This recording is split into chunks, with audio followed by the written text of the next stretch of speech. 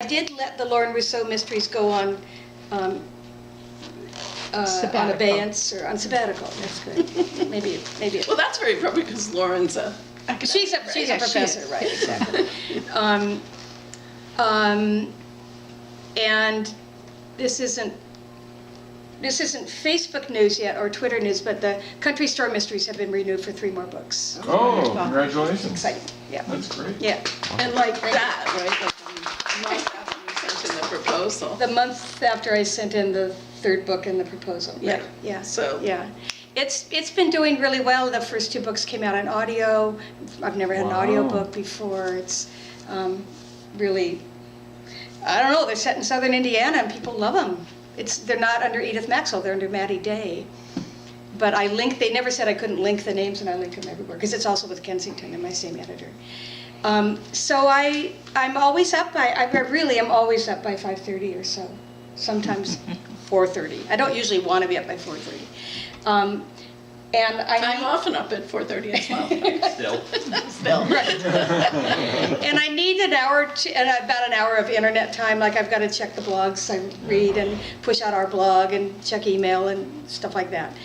But I joined Ramona de Feliz-Long as an independent editor in Delaware, and she actually edited this book before I sent it in. She's a fabulous mystery editor, well, editor at all, independent editor. And she has a sprint group, a writing champions group. So at 7 o'clock every morning, a whole bunch of people from I don't know where even, check in with Ramona. She posts her sprint thread at like 10 minutes before 7. Marion checks in sometimes. And a sprint is an hour of work. No internet, nothing else. Like you run downstairs to get your coffee, and you run back up and just work for an hour. And if your goal is 1,000 words for an hour, or if you're revising or whatever, you just focus and work. And I love it because I know I've got this club, this cyber club out there, and we're all working at 7 o'clock. We're all sprinting.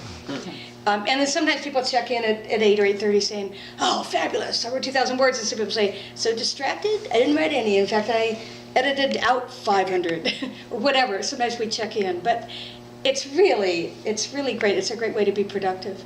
And then I take a little break, and then if I'm writing first draft, I've got to write 1,500, 2,000 words, and I don't get to leave my desk. I gotta say, I had insomnia, and I woke up at 5:30 today, and I was very unhappy about it. But it was really, I got a lot of words done. It's quiet. It's sort of, the world is quiet too. It's not just if your house is quiet, but the whole world is quiet. Well, 4:30, the world is quiet. It's a very creative time, I think. Yeah, for me it It's is. delirious, really. Well, maybe that's it. There we are. Maybe that's it. But I'm toast by about noon. Like if I don't have my words written, I know they're really not going to, unless I go on a solo retreat. I've taken myself on a few 3-day solo retreats. I borrow somebody's house who's out of town, or I go occupy there's a Quaker guest house down in West Falmouth that I occupied for a long weekend.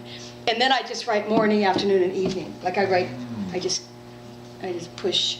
But at home I'm usually done. And then I go for my walk, and sometimes that's a plotting walk where ideas come for the next scene. You know, I talk out loud to myself, and then I pull out my phone and dictate a note to myself.